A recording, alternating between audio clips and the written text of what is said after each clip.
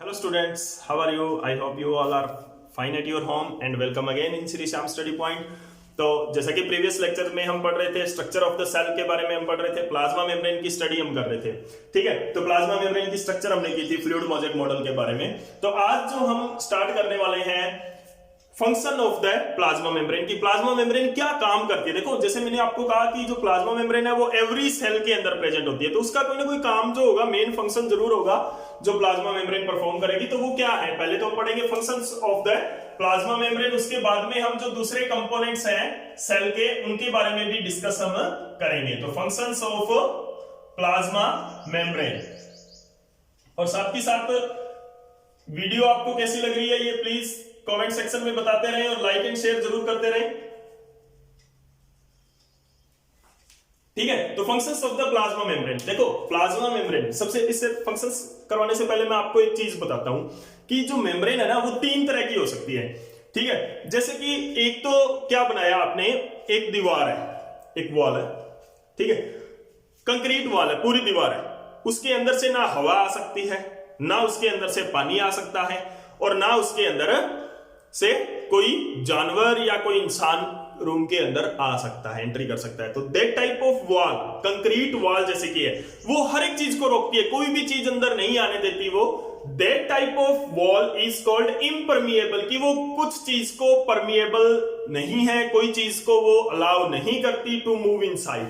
तो जो impermeable membranes, जो मेम्ब्रेन्स है ना, वो तीन तरह की हो सकती है। ठीक है ना, तो प्लाज्मा मेम्ब्रेन के बारे में हम पढ़ेंगे। उससे पहले एक छोटा सा टॉपिक है मेम्ब्रेन्स के ऊपर, वो मैं आपको बता देता हूं ताकि आपको समझने में आसानी रहेगी। ठीक है, तो जो मेम्ब्रेन है वो क्या हो सकती है, पहली तो हम है परमिएबल। परमिएबल तो जैसे इम्परमिएबल के बारे में मैंने बताया, ठीक है। दूसरी है सेमी परमिएबल, ठीक है, semi permeable, and third one is the impermeable, जिसके बारे में हम बात कर रहे थे। इम्परमिएबल जो अलाउ नहीं कर रही कुछ भी, ठीक है ना। तो क्या है कि permeable, semi permeable and impermeable, three type of membrane हमारे पास है। तो सबसे पहले अगर हम बात करें इम्परमिएबल मेम्ब्रेन की, तो इम्परमिएबल मेम्ब्रेन क्या होती है। इम्परमिएबल मेम्ब्रेन के अंदर क्या आता है कि जो किसी चीज को अलाउ ना करे। सिलेक्टिवली परमिएबल, जैसे कि आपने एक विंडो रखी है, विंडो के अंदर से आप नहीं आ जा सकते, ठीक है, हवा आ सकती है, पानी आ सकता है, तो कुछ एक सिलेक्टेड चीजें हैं वहां से जो उसके अंदर से निकल सकती है। ठीक है ना, तो दैट टाइप ऑफ वॉल, या कोई कर्टन है, ठीक है ना, या कोई कपड़े की दीवार है, कपड़े की मेम्ब्रेन आप बांध सकते हो। एक तो कंक्रीट मेम्ब्रेन है, कंक्रीट की बनी हुई है, ठीक है, दूसरी है कोई कपड़े की है, क्लॉथ की है, तो उसके अंदर से हवा आ जा सकती है, उसके अंदर से कुछ गैसेस पास हो सकती है, ठीक है ना। तो ये सारी चीजें, लाइट आ सकती है, उसके आर पार आ सकती है, क्योंकि देखो कंक्रीट वॉल में से तो लाइट भी नहीं आ सकती। तो कुछ चीजें, सिलेक्टेड जो चीजें हैं वो उसके अंदर से ट्रांसपोर्ट हो सकती है, तो वो होती है सेमी परमिएबल टाइप। और जो थर्ड वन है वो क्या है हमारा, जो परमिएबल टाइप है, वो क्या रहता है इसके अंदर कि वो चाहे कोई भी चीज है, जैसे आपने एक गेट रखा हुआ है बड़ा सारा, तो उस गेट के अंदर से कोई जानवर भी आ सकता है, आप भी आ सकते हो, या कोई सॉलिड मटेरियल भी आ सकता है, हवा भी आ सकती है, पानी भी आ सकता है, यानी everything is allowed to pass through that. Okay, तो दिस इज द परमिएबल। तो परमिएबल क्या होता है, इट अलाउ, परमिएबल मेम्ब्रेन क्या होती है, इट अलाउ, जो मेम्ब्रेन अपने अंदर से everything to pass through, every things to pass through them, जो हर एक चीज को अपने अंदर से अलाउ कर देती है। ठीक है, that is the permeable type. The second one is semi permeable, it allows only selected material to pass through them. Selected material ही होंगे, यानी कि जो यूजफुल मटेरियल है वो तो आ जाएंगे, और जो हार्मफुल मटेरियल है उसको ये अलाउ नहीं करेगी, तो सिलेक्टिव मटेरियल है वो इसके अंदर से पास हो जाते हैं। और impermeable, it does not allow any material, किसी भी मटेरियल को ये अलाउ नहीं कर रही है अपने अंदर से पास होने के लिए, यानी कि ये नहीं अलाउ करती किसी चीज को अपने अंदर से पास, चाहे वो यूजफुल हो चाहे वो हार्मफुल हो। ये चाहे वो यूजफुल हो चाहे हार्मफुल हो, सारी चीजों को अलाउ कर रही है। ये सिर्फ सिलेक्टेड मटेरियल को अलाउ कर रही है, जैसे हम कह सकते हैं यूजफुल चीजें ही सिर्फ अलाउ करेगी और ये किसी भी चीज को अलाउ नहीं करेगी, ठीक है ना। तो इसके अंदर क्या होता है, इसको सेलेक्टिवली परमिएबल भी बोलते हैं। क्या बोलते हैं? सेलेक्टिवली परमिएबल मेम्ब्रेन भी बोलते हैं। क्यों बोलते हैं? क्योंकि ये सिर्फ सेलेक्टेड मटेरियल ही पास कर रही है। तो सेमी परमिएबल और सेलेक्टिवली परमिएबल। क्यों? परमिएबल जो अलाउ कर रही है, इम्परमिएबल जो अलाउ नहीं कर रही है, और सेमी मतलब दोनों के बीच की है, यानी जो अलाउ कर भी रही है और नहीं भी कर रही है, ठीक है। तो हमें पता है कि प्लाज्मा मेम्ब्रेन कैसी है, सेमी परमिएबल है, ठीक है ना। प्लाज्मा मेम्ब्रेन कैसी होनी चाहिए? परमिएबल होगी तो उसके अंदर हार्मफुल चीजें भी आएंगी, यूजफुल चीजें के साथ साथ उसके अंदर से हार्मफुल चीजें भी निकल सकती है। तो वो तो काम की नहीं है सेल के लिए, क्योंकि अगर हार्मफुल चीजें उसके अंदर एंटर करेगी तो वो सेल को डैमेज करेगी, ठीक है। तो ये तो ऐसी तो मेम्ब्रेन हम कभी भी सेलेक्ट नहीं करेंगे।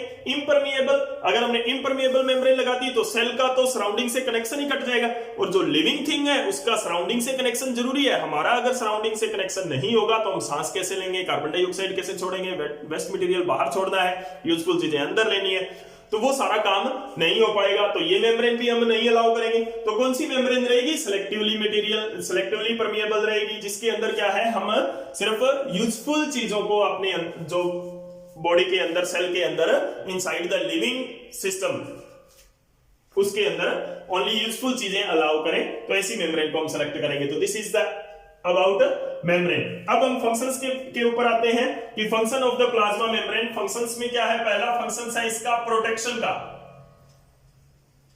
प्रोटेक्शन कर रही है, शेप दे रही है सेल को, बाहर वाली कवरिंग है तो प्रोटेक्शन करेगी, शेप देगी सेल को, और ये क्या करती है? It maintain the material, maintain the material inside cell. Cell के अंदर ये मटेरियल मेंटेन रखती है, ठीक है ना, ताकि ये मटेरियल मेंटेन रह सके उस शेप के अंदर, ठीक है ना। उसके बाद में ये क्या करती है? कई बार जो प्लाज्मा मेम्ब्रेन है वो क्या हो सकती है? सेक्रेटरी भी हो सकती है, कि कुछ मटेरियल भी, कुछ एंजाइम्स भी सेक्रेट करती है, ठीक है ना। तो जो प्लाज्मा मेम्ब्रेन है वो क्या है? एक्सचेंज ऑफ मटेरियल भी करती है, क्योंकि ये सेमी परमिएबल होती है, एक्सचेंज भी करती है, because it is a semi permeable membrane, ठीक है ना। तो सेमी परमिएबल मेम्ब्रेन है तो ये एक्सचेंज भी कर सकती है, ठीक है ना। मटेरियल जो यूजफुल चीजें अंदर लेनी है और वेस्ट मटेरियल को बाहर निकालना, तो यानी एक्सक्रेशन इसके अंदर, इसी वजह से क्या होता है? एक्सक्रेशन होता है, इंजेक्शन होता है, ठीक है ना। तो these are the methods, these are the processes जो सेमी परमिएबिलिटी की वजह से ही है सेल के अंदर। नहीं, अगर सेमी परमिएबिलिटी नहीं होगी तो ये फंक्शंस परफॉर्म नहीं कर पाएगी सेल। तो इसीलिए क्या है, सेमी परमिएबिलिटी भी जरूरी है सेल के लिए, एक्सचेंज ऑफ मटेरियल के लिए। और क्या है कि कई बार क्या होता है, सेक्रेटरी भी होती है ये। देखो, एक्सक्रेशन और सेक्रेशन में फर्क होता है। सेक्रेटरी भी होती है, it secrets useful substances for sale. देखो, एक तो बाहर से ये यूजफुल सब्सटेंसेस लेके आती है, दूसरा क्या होती है, सेक्रेट करने का मतलब क्या होती है, खुद प्रोड्यूस करके रिलीज करना, वो सेक्रेशन होता है। प्रोड्यूस करना और उसको रिलीज करना, ये कुछ एक सेल के अंदर होता है, इन सम केसेस।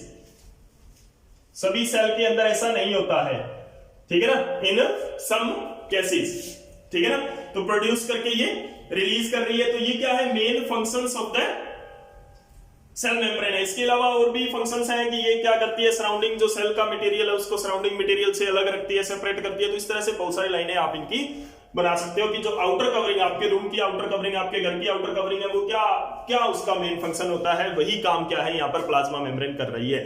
और क्योंकि ये इलास्टिक है तो थोड़ी बहुत क्या है, ये मूव भी कर सकती है इधर उधर, तो वो सेल के अंदर ज्यादा कंटेंट हो चुका है तो उसके लिए वो थोड़ी सी एक्सपेंड भी हो सकती है, कम हो गया तो थोड़ा वो रिलैक्स भी हो सकती है। तो वो these are the functions of the plasma membrane. ये जो छोटी छोटी चीजें हैं वो अंडरस्टूड है, क्योंकि जो चीजें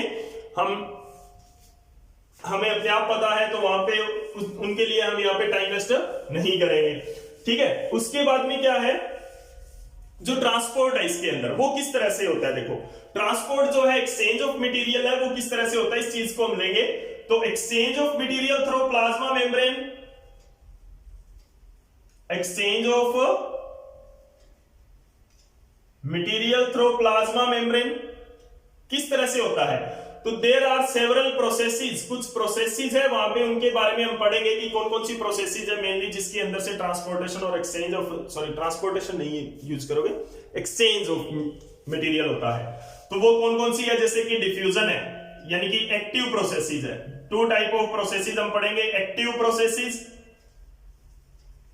एक्टिव प्रोसेस जो कि क्या होती है, एनर्जी रिक्वायरमेंट होती है इनके अंदर, और दूसरी होती है पैसिव प्रोसेस, ठीक है ना। सेकंड वन इज द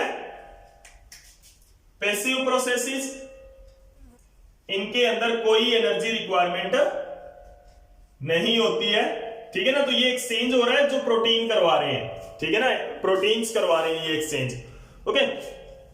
तो active processes, passive processes, passive process के बारे में हम पढ़ेंगे, एक्टिव प्रोसेस के बारे में भी हम पढ़ेंगे। पैसिव प्रोसेसेस की कुछ एग्जांपल्स हैं जैसे कि डिफ्यूजन है, ओस्मोसिस है, फैसिलिटेटेड डिफ्यूजन है। तो ये कुछ प्रोसेसेस है जिनके बारे में हम नेक्स्ट लेक्चर के अंदर स्टडी करेंगे। तो this is all about the functions of the plasma membrane. Plasma membrane के क्या क्या फंक्शंस होते हैं इसके बारे में आज हमने पढ़ा। तो ये बहुत अच्छा टॉपिक है और कई बार इसके ऊपर क्वेश्चन आता है, तो इंपॉर्टेंट टॉपिक भी हम इसको कह सकते हैं। तो इसको जरूर पढ़ें और ध्यान से देखें, और साथ ही साथ सीरीज ऑफ वीडियोस में आपको बार बार कह रहा हूं कि सीरीज ऑफ जो लेक्चर है वो जरूर देखें ताकि आप इसको अच्छी तरह से समझ सकें। और अपने अगर अभी तक आपने मेरे YouTube चैनल को श्री श्याम स्टडी पॉइंट को सब्सक्राइब नहीं किया है तो प्लीज उसको सब्सक्राइब जरूर करें ताकि आपको नेक्स्ट जो न्यू अपलोड होती है उनकी नोटिफिकेशन मिल सके। Thank you.